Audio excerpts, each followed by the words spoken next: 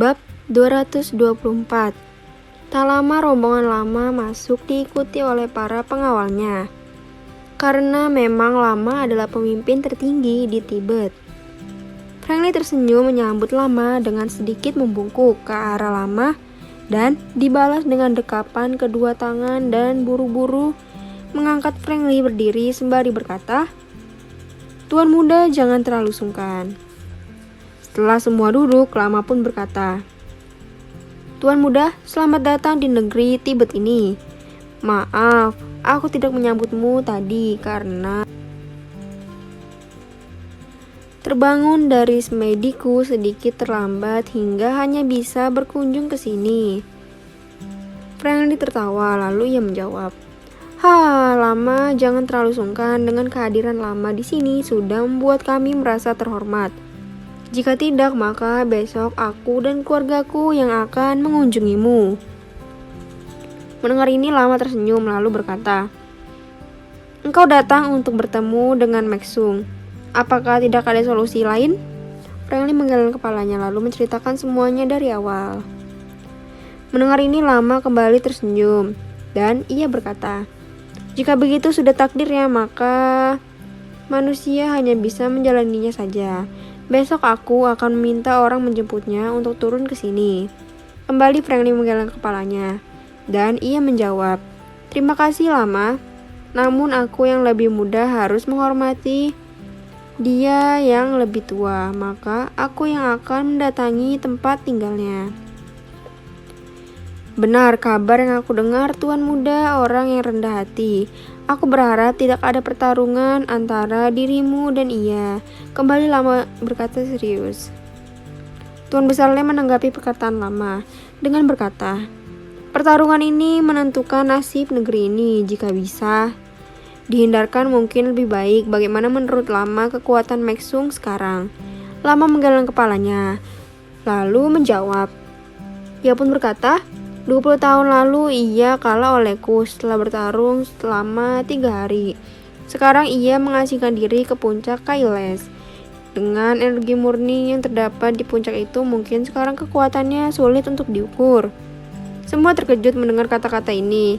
Namun Frankly kembali tersenyum menjawab, "Aku pun ragu dapat mengalahkan ia, namun dengan usiaku yang lebih muda ini salah satu keunggulan yang aku miliki jika terjadi pertarungan panjang."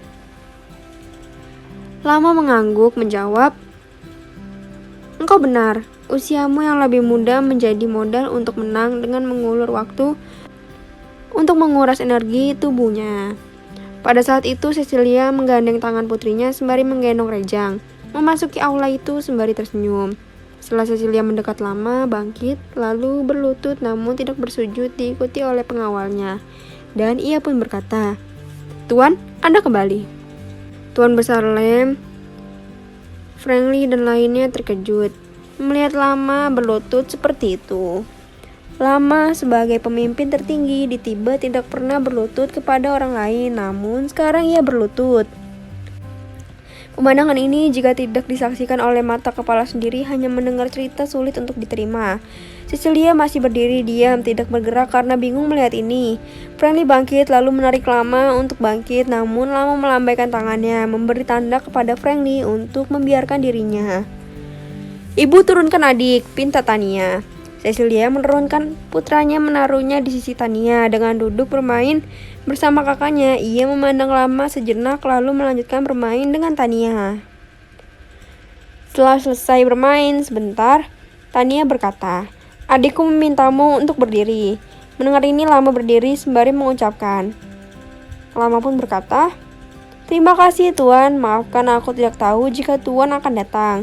Seperti kejadian di keluarga di Qingzhou. Keluarga Lem sekarang terjadi lagi di Lhasa." Tania sebagai juru bicaranya menjawab. Tania pun berkata, "Adikku berkata, engkau tidak perlu sungkan, ia kembali ke sini karena ayah kami." Lama yang sudah berdiri memalingkan wajahnya kepada Frankly sembari bertanya, "Apakah Tuan muda adalah ayah Tuan dan nona kecil?" Tania mengangguk. Melihat ini Lama tertawa lalu berkata, Jika begitu takdir ya maka tidak akan ada pertarungan abad ini. Tania tertawa melihat Lama tertawa sembari berkata, jika ada yang berani menyentuh ayah kami, maka negeri ini akan lenyap selamanya.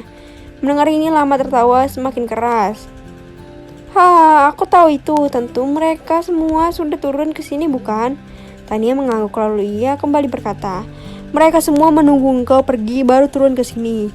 Mendengar ini tawa Lama semakin keras lalu berkata, kalian semua sudah tahu, maka turunlah. Benar, tak lama setelah Lama berkata masuk beberapa orang tua dengan janggut berkibar tertiup angin. Mereka masuk lalu berlutut dengan bersujud. Tania mengangkat Rejang untuk duduk di meja sambil terus mengganggu adiknya. Ia bermain tanpa memperhatikan orang-orang yang terus berdatangan hingga ruangan itu penuh dengan orang tua yang berusia di atas 100 tahun.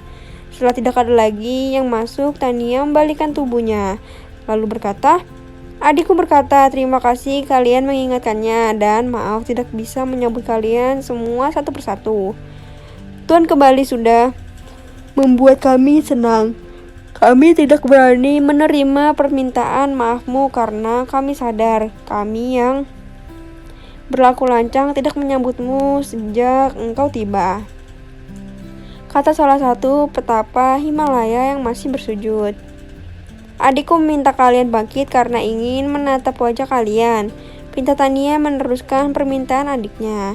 Serentak puluhan orang itu berdiri dari sujud dengan tetap berlutut menatap ke arah Rejang yang masih tertawa memegang mainannya. Setelah melihat semua orang bangkit berlutut, maka Tania tertawa lalu berkata, ayahku menantang salah satu dari kalian dan ia bertanya, apakah tantangan ayahku mau kalian terima? Maxung yang duduk berlutut di samping orang yang menjawab pertama maju ke depan dengan tetap berlutut. Tuan, maafkan aku tidak tahu jika ayah Tuan yang menantangku. Jika tahu, aku akan menolaknya dan aku siap menerima hukuman dari Tuan atas kesalahanku. Maxung berkata dengan wajah pucat. Friendly yang mendengar kata-kata Maxung menatapnya dalam-dalam. Ini Maxung pikirnya. Sedangkan Tania tertawa. Ayahku adalah keturunan kami. Andai engkau bertarung menghadapinya pun, engkau akan kalah. Engkau tidak bersalah karena bujuk rayu keluargamu, maka engkau menerimanya. Padahal aku sudah menyampaikan padamu untuk menjauhi hal dunia. Sayang. Mendengar ini, Maxung bersujud lalu berkata, maafkan aku Tuan, aku memang terbujuk oleh cucu buyutku yang mengatakan bahwa keluargaku akan dihabisi jika aku menolak tantangan ayah Tuan. Sudahlah, ayahku tidak gila untuk menghabisi keluargamu jika tidak melakukan hal yang merugikan negeri ini. Jadi, engkau bisa sampaikan kepada keturunanmu untuk menghentikan semua itu dan ayahku tidak akan bertindak lebih jauh apalagi menghabisi keluargamu itu bohong. Jawab Tania. Maxung menjawab, aku mengerti, sekarang aku akan mendatangi mereka untuk memberi hukuman karena sudah membohongiku. Itu bagus, engkau harus bisa meyakinkan mereka untuk menghentikan rencana memberontak terhadap negeri ini. Kembali Tania berkata keren. Maxung mengangkat wajahnya lalu menjawab, baik, aku laksanakan. Aku pamit. Tania mengangguk sembari menjawab, baiklah, engkau bisa pergi segera dan 2 hari lagi ayah dan ibu kami akan mengadakan pesta di sini. Engkau bisa menghadirinya. Maxung mengangguk lalu menjawab, aku akan menghadirinya. Setelah mengatakan itu, Maxung keluar dengan tertunjuk malu, lalu meninggalkan ruangan itu. Sementara yang tinggal hanya dia menanti kata-kata Rejang melalui Tania selanjutnya. Sama kalian semua diharapkan untuk hadir 2 hari lagi di sini, kata Tania sembari tersenyum. Serentak pertapa itu menjawab, kami akan hadir, kami pamit sekarang. Semua pertapa itu bangkit lalu meninggalkan ruangan itu. Hanya Lama yang masih duduk sembari tersenyum. Ada apa ini semua? Tanya Cecilia. Frankly menarik istrinya untuk duduk lalu diam. Lama yang tersenyum berkata, putra tua dan nyonya adalah penghuni puncak tertinggi. Bagi mereka dan aku, putra tuan adalah pemimpin negeri ini sebenarnya. Putraku masih kecil, bagaimana Lama tahu? Panjang Cecilia. Lama tersenyum menjawab, Orang boleh kecil, namun Aura tidak dapat menyembunyikan siapa dia sebenarnya. Cecilia bingung dengan jawaban lama. Franklin berkata, bagi dunia orang-orang seperti kami, aura seorang itu tidak bisa disembunyikan karena kami bisa mengenal kekuatan orang lain hanya dari auranya saja. Franklin berkata pada diri sendiri, bukankah yang tinggal di puncak itu adalah leluhur kami yang jauh lebih tua?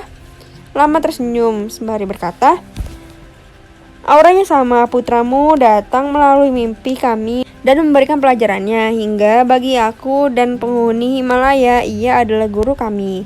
Mendengar ini Franklin menjadi paham. Namun putraku masih kecil, bantah Cecilia lagi. Tania tertawa menjawab, ibu, aura adik tidak bisa disembunyikan dari kakek-kakek tadi. Mereka sudah mengenalnya sebagai guru mereka. Maka mereka menuruni puncak untuk datang ke sini hanya untuk menghormati guru mereka walau adik masih kecil. Mendengar ini Cecilia menjadi paham. Dia berpikir bagaimana bisa seperti itu. Tidak masuk di akalnya. Satu hal yang ibu harus syukuri bahwa musuh ayah ternyata adalah muridnya. Tambah Tania sembari tertawa. Mendengar kata-kata putrinya, Cecilia tersenyum lalu bertanya, benarkah orang tadi yang menerima tantanganmu? Franklin mengangguk lalu ia menjawab, benar, namun ia hanya terbujuk oleh Indrasung, itu bukan salahnya. Ia sekarang mendatangi Indrasung dan tentu mintanya aku mundur, tambah Jackson sembari tertawa. Franklin mengangguk senang lalu ia pun berkata, aku bersyukur tidak terjadi pertarungan dengannya. Ini semua karena putra dan putriku. Lama pun tersenyum sembari berkata, Tuan muda, keluargamu diberkati. Tadi aku dengar ada acara pesta engkau dan nyonya. Pesta apakah? Franklin tersenyum menjawab, aku belum pernah memberikan pesta pernikahan untuk istriku, jadi aku ingin melaksanakannya di sini. Jika engkau tidak keberatan. Lama berdiri lalu berkata, engkau ayah dari tuan kami. Maka acara itu bukan di kediaman keluarga Lem, namun diadakan di pusat kediaman kami dan aku pamit untuk mempersiapkannya. Tanpa menunggu persetujuan dari Franklin, Lama sudah meninggalkan ruangan itu sembari memberi hormat kepada Rejang yang masih bermain bersama Tania. Tuan Besar Lem berkata, memang bukan tempat kami yang pantas, namun di tempat Lama lah seharusnya pesat ini diadakan karena statusmu ditambah status putraku. Franklin mengangguk lalu menjawab, aku mengerti, namun ini merepotkan Lama. Tuan Besar Lem tertawa lalu menjawab kata-kata Franklin. Ia sendiri yang mau merepotkan, maka engkau hanya bisa menerimanya saja. Walau bagaimanapun, Tibet adalah wilayahnya. Adikku pemimpin tertinggi mereka, bantah Tania. Semua tertawa mendengar bantahan Tania. Franklin memegang tangan Cecilia sembari berkata, engkau bersiaplah, undanglah siapa yang engkau undang untuk datang ke sini 2 hari lagi. Cecilia mengangguk senang lalu mengambil putranya bersama Tania. Ia meninggalkan ruangan itu. Istrimu sangat bahagia, kata Jackson. Franklin tersenyum menjawab, ia pantas mendapatkan itu, kakek.